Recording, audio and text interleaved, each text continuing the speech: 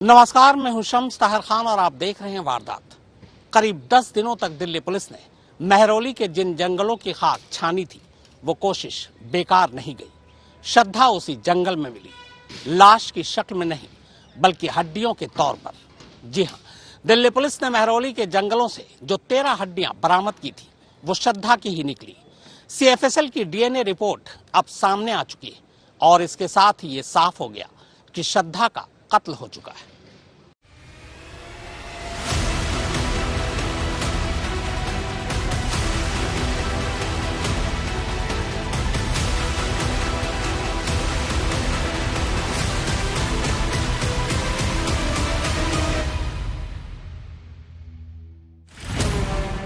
तो आखिर आ गई डीएनए रिपोर्ट, खुल गई सारी सच्चाई, मिल गए सारे सवालों के जवाब।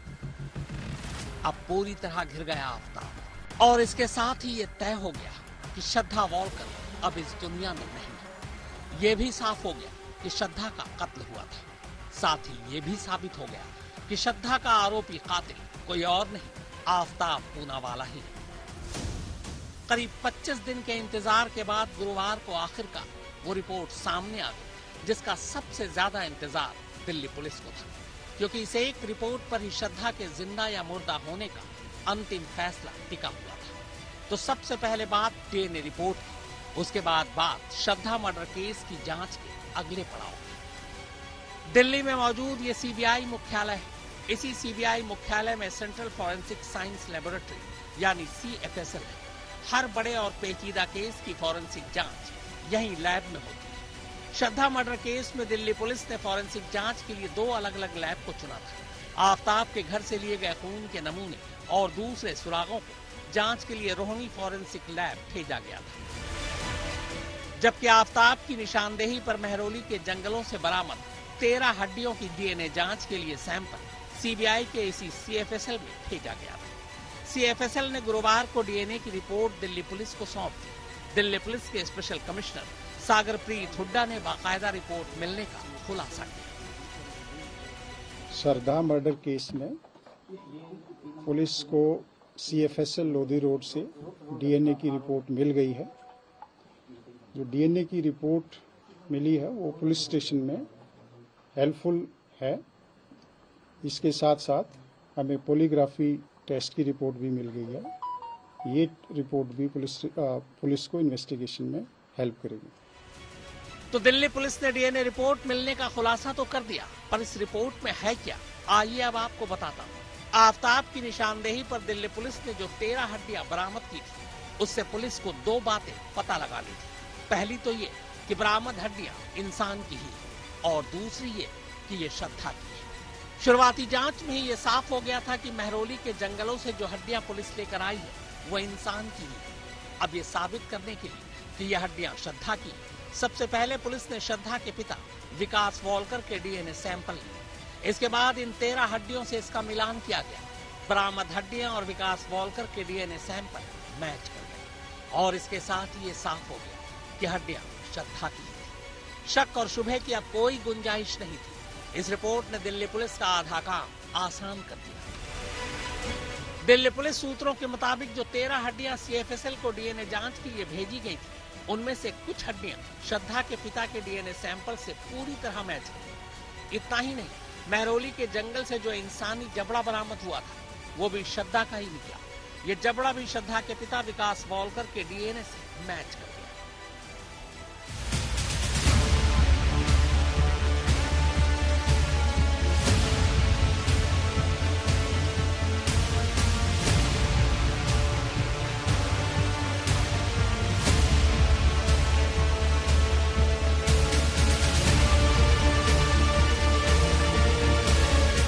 डीएनए रिपोर्ट से पहले बुधवार को दिल्ली पुलिस को एक और रिपोर्ट मिल चुकी थी। फॉरेंसिक एक्सपर्ट्स की एक टीम ने छतरपुर पहाड़ी में आफताब के इस घर से खून की कुछ बूंदें बरामद की थी। साथ ही घर के टाइल्स की गैप से भी कुछ सुराग मिले थे। इन्हें भी जांच के लिए फॉरेंसिक लैब भेजा गया था, ये पता लगाने के लिए कि खून का सैंपल श्रद्धा के खून से मैच करता है या नहीं। घर में मिले खून के नमूने भी श्रद्धा के खून से मैच कर गए, यानी ये साफ हो गया कि श्रद्धा का कत्ल इसी घर के अंदर हुआ था।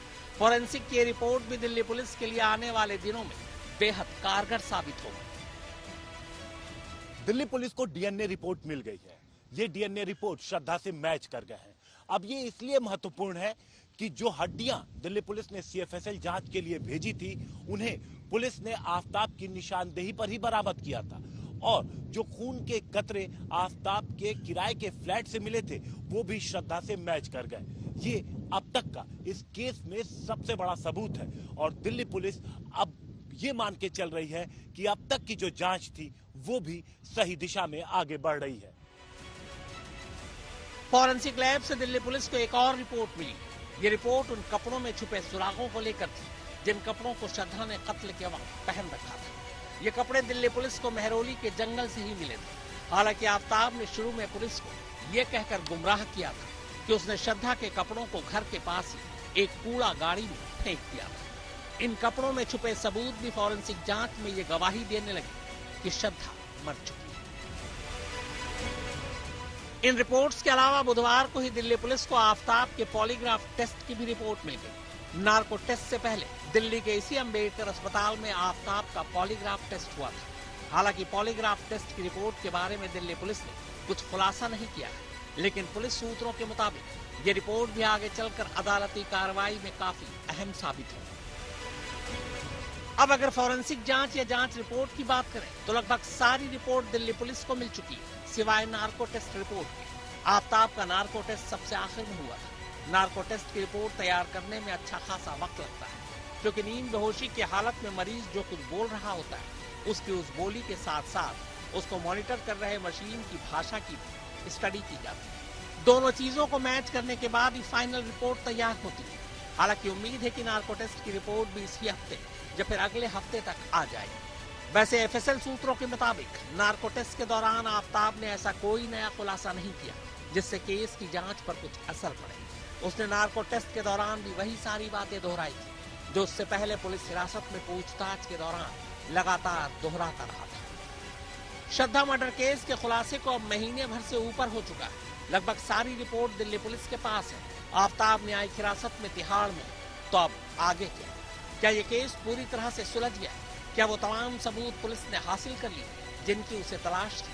क्या आफताब को कड़ी सजा दिलाने के लिए दिल्ली पुलिस के पास तमाम पर्याप्त सबूत अब मौजूद है?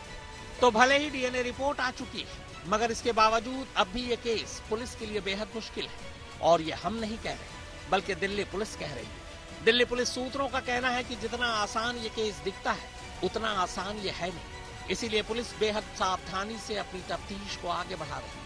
पुलिस सूत्रों का कहना है कि नए खुलासों और रिपोर्ट के बाद जरूरत पड़ी तो अदालत की इजाजत लेकर पुलिस आफताब से फिर से पूछताछ कर सकती है। दिल्ली पुलिस सूत्रों के मुताबिक आफताब शुरुआत से ही पुलिस को गुमराह कर रहा है। इसे देखते हुए आने वाले वक्त में वो अदालत में कोई नया पैंतरा न आजमाए, इसकी उम्मीद कम लगती है। इसीलिए फॉरेंसिक सबूतों के अलावा पुलिस बाकी तमाम छोटे बड़े सबूत, सर्कमस्टेंशियल एविडेंस और केस से जुड़े गवाहों पर बेहद बारीकी से काम कर रही है। पुलिस सूत्रों का कहना है कि डीएनए रिपोर्ट ने बस ये साफ किया है कि हड्डियां श्रद्धा की थी, यानी श्रद्धा का कत्ल हो चुका है। लेकिन श्रद्धा का कत्ल आफताब ने ही किया है, ये साबित करना अब पुलिस का काम है। आफताब को कातिल ठहराने के लिए जरूरी है कि कत्ल का मकसद, कत्ल के लिए इस्तेमाल किए गए हथियार और कत्ल से सीधे तौर पर जुड़े दूसरे सबूतों को इकट्ठा किया जाए। श्रद्धा की हड्डियों का दिल्ली पुलिस अब पोस्टमार्टम रिपोर्ट कराने की तैयारी में है। पोस्टमार्टम रिपोर्ट के जरिए पुलिस जो सबसे बड़े सवाल हैं उनके जवाब जानने की कोशिश करेगी। एक तो श्रद्धा की मौत का वक्त क्या था? हालांकि सही जवाब मिलना मुश्किल है, लेकिन पुलिस आसपास के वक्त निकालने की कोशिश करेगी। इसके अलावा श्रद्धा की हत्या कैसे की गई, पुलिस ये भी जानने की कोशिश करेगी। लेकिन पुलिस ये जानती है कि इन सवालों के जवाब मिलना इतना आसान नहीं है, लेकिन पुलिस उम्मीद कर रही है कि अगर इन सवालों के जवाब उन्हें मिल जाते हैं तो उनकी जांच में बड़ी मदद होगी। वैसे दिल्ली पुलिस के पास ये एडवांटेज है कि डीएनए जांच में जो हड्डियां श्रद्धा की पाई गई, उन तमाम हड्डियों को आफताब की निशानदेही पर मेहरौली के जंगल से बरामद की गई थी। इतना ही नहीं, श्रद्धा की लाश के टुकड़ों को ढूंढने के लिए एक बार दिल्ली पुलिस खुद श्रद्धा के पिता विकास वॉलकर को भी अपने साथ ले गई थी। विकास वॉलकर के सामने ही आफताब उन जगहों की तरफ इशारा कर रहा था जहां उसने लाश के टुकड़ों को ठिकाने लगाया था। ये बात खुद विकास वॉलकर ने आज तक को बताई।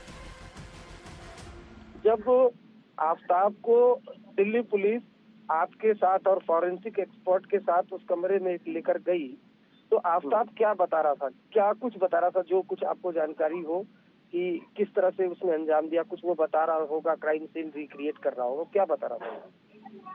नहीं, मुझे तब उन्होंने बाहर ही खड़ा किया था रूम के अंदर से। वो इंक्वायरी कर रहे थे आफ्ताब से, और तभी मुझे थोड़ा थोड़ा सा सुनाई दे रहा था कि वो एक्सप्लेन कर रहा था किस तरह से उसने किया है सब ये।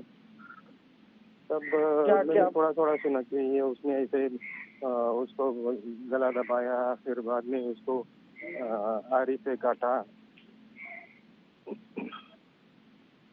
जी, और फिर फ्रिज में रख दिया। अरविंद ओझा और चिराग गोठी के साथ हिमांशु मिश्रा, दिल्ली आज तक। दिल्ली पुलिस के हक में है, मगर यह केस अब भी उतना सीधा नहीं है जितना लग रहा है। खुद दिल्ली पुलिस का मानना है कि इस केस पर अब भी बहुत काम किया जाना बाकी है। दरअसल इस केस में एक भी चश्मदीद नहीं है। कत्ल की वजह भी पूरी तरह अब तक साफ नहीं है। कुल मिलाकर यह केस सर्कमस्टेंशियल एविडेंस पर ही टिका हुआ है।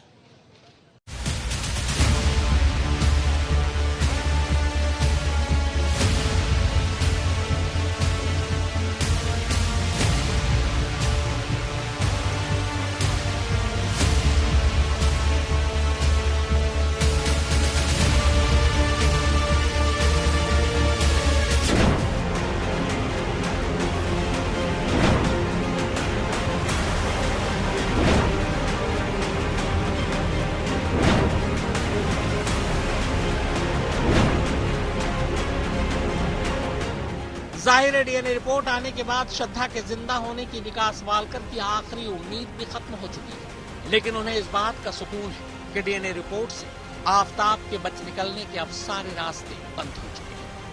ये पुष्टि हो चुकी है सीएफएस से, तो अब आपको इंसाफ मिलने की कितनी उम्मीद दिखाई दे रही है? मुझे बस अभी तो ये चार्जशीट मिलने अभी जो कोर्ट में जो केस चलेगा, तो मुझे लगता है ये फास्ट ट्रैक में जाके फिर जल्द इसका नतीजा सामने आ जाएगा। किस तरह की सजा आप चाहते हैं? मैं वही डिमांड है, उसको फांसी मिलनी चाहिए। हालांकि आफ्ताब के बयान के हिसाब से उसने श्रद्धा का कत्ल 18 मई को किया था, यानी श्रद्धा के कत्ल को लगभग 7 महीने पूरे होने वाले हैं। लेकिन कत्ल का खुलासा 11 नवंबर को हुआ था। इस हिसाब से कत्ल के खुलासे को अभी महीना भर ही हुआ है, यानी दिल्ली पुलिस के पास श्रद्धा मर्डर केस में आफ्ताब के खिलाफ चार्जशीट दाखिल करने के लिए अभी करीब 2 महीने का वक्त और बचा है। चार्जशीट दाखिल करने की मियाद 90 दिनों की होती है। 90 दिन के अंदर अंदर पुलिस को चार्जशीट यानी आरोप पत्र दाखिल करना ही होता है। हालांकि उम्मीद की जानी चाहिए कि दिल्ली पुलिस 90 दिन का इंतजार करने की बजाय उससे बहुत पहले ही इस मामले में आफ्ताब के खिलाफ चार्जशीट दाखिल करे।